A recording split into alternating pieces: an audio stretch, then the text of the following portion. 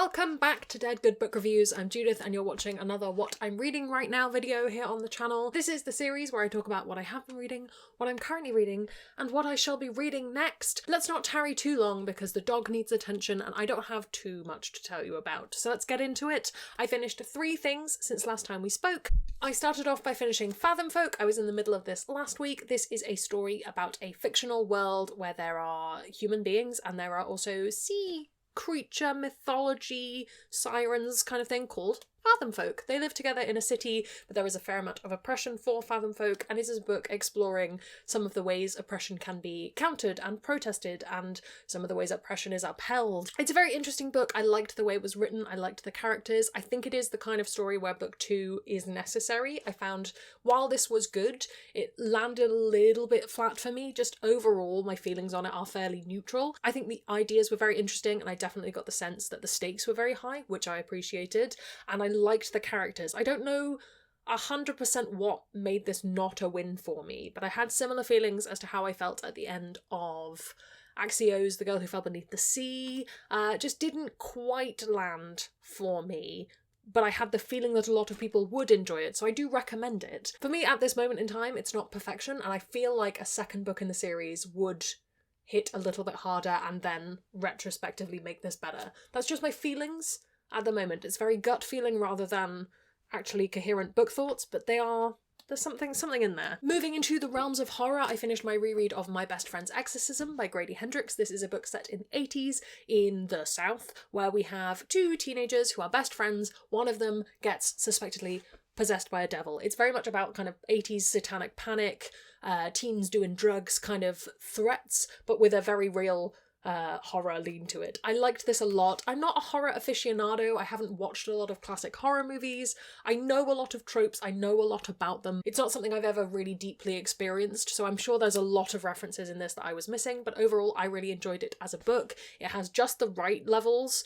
of horror, kind of gore, scariness for me. Do check out the content warnings because there is a lot in there. For me, it's just right at that line of any more than this and I would be uncomfortable. We'll come on to talking about a book that I think slightly maybe pushes that boundary even further in a second. But yes, overall, if you like horror books, I do recommend this Grady Hendrix. I think it's very good. And most recently, I finished Aurora Ashes, The Sanctuary of the Shadow. Now, this is a little bit on me. I didn't do enough looking into it before I started reading. This is very much a fantasy romance, or a romance that is a fantasy, and it's a spicy one. I would say in the kind of the same vein as the latter parts of A Court of Mist and Fury, shall we say. Is that the one I mean? What do I mean? The second one of those. Like, that's the level of spice we're talking, and it's sort of the same level of, is this the best use of our time right now? Was how I felt about it. But that is personal preference. If you're looking for a spicy romantic fantasy with a circus setting that kind of dissipates within the first 5 chapters, this might be something for you. Well, I don't have anything super negative to say that isn't just deeply personal and also as a result of me not knowing what I was getting into, so I don't want to dwell on that too much because that's not very fair. I think my highest compliment can be that it was not very long. I wouldn't necessarily recommend everyone go and pick this out. I think for some people it will be a fun time. Without disparaging TikTok readers too much, because there's a lot of people who are very discerning readers, it might do well with that kind of market. A very specific niche market of that. Maybe enjoy this. This is about a woman who is in hiding in a circus. She is concealing her identity as a sort of last of her kind and ends up running away from the circus with a person who has been captured by the magical head of the circus, who she doesn't think should be captured. They run off together, and things happen, shall we say.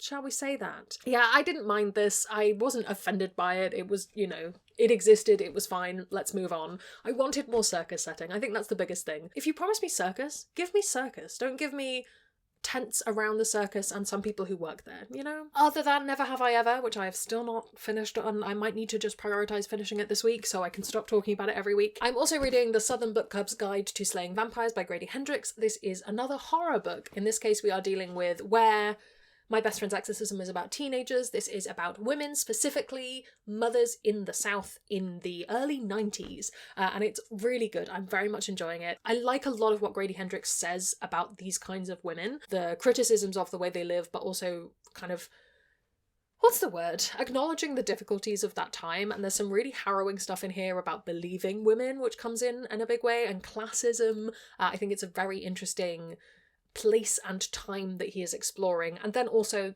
the vampire element, the horror element. This one, I would say, goes a little bit harder in the horror stuff than Best Friend's Exorcism does. At least it creeps me out more. Maybe it just hits more of my personal fears, but there's the stuff in here that I'm not enjoying, but I have read it before and I know it's fine. 231 pages into this, so I've got about halfway and another half to go. I'll hopefully finish this evening.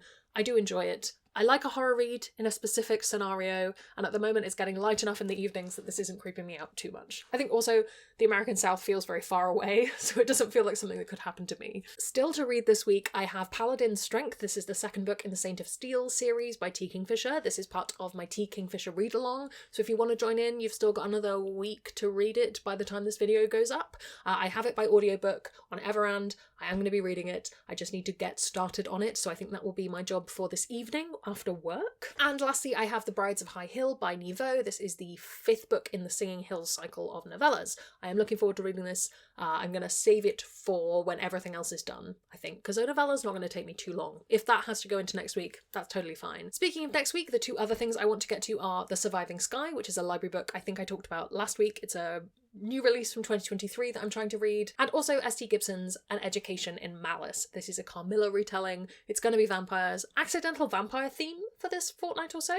Interesting. Overall, I'm feeling relatively on top of my reading, so long as I don't do what I usually do, which is film this video and then not read anything until next Monday, which has become an unfortunate habit of mine. Yeah, I think I need to make some changes again to how I'm doing things. I think I need to pick up a sewing project and do some audiobooks. That's a big thing. I do have something on the go just next to me. Now that I'm back to running very seriously, I think I need to make at least one of my runs an audiobook run every week. I think that is doable. I love running with music on. I find music really helpful, but I think especially easy runs I could make work with audiobook. I suspect. Let's touch on new releases. A Tempest of Tea by Hafsa Faisal is out now. Did I make a review video for this? I don't think I did, but let me say I did enjoy it. If you're a Six of Crows fan, I think it might be one for you, and I think that if you have liked Hafsa Faisal's other stuff, it might be a good time. And again, accidental theme, there are vampires. A quick TBR check-in, because that's always fun. I believe my current TBR is 10 books, I think. That's not including anything from Everand, that's not including anything from the library, but 10 books, which feels manageable, and I think that will be down to 8 by the end of next week. We shall see. I'm just going to keep chipping away at it slowly and hoping I don't get approved for too many new things. Though I did get approved for something. Let me check what it was. I got approved for a review copy of The Hemlock Queen, which is the sequel to The Foxglove King, which is like a death witchery kind of book that I read last year and enjoyed. I would probably need to do a reread, but thankfully this is not out till the 11th of April, so I have a little bit of time, so watch out for news on that. I'll be reading that at some point in the future. So I need to get away and go work on those sewing projects and various other things to help get my reading continuing to get back on track. I think that's what it is. I'm not behind too much. I just need to get back on track. What have you been reading? What have you been up to? Let me know down in the comments below. While you're commenting, if you haven't already, please do subscribe. It makes me feel loved and appreciated. You can also come hang out on Discord where we have chill chats about books. I'd like to say an enormous thank you to all the ghosts who haunt me over on Patreon. They support the channel and in return get early access to videos, bonus content, my weekly live streams and more. If you'd like to join their number, that's linked below as well. Thank you so much to you for watching. That's all from me and I will see you in the next one.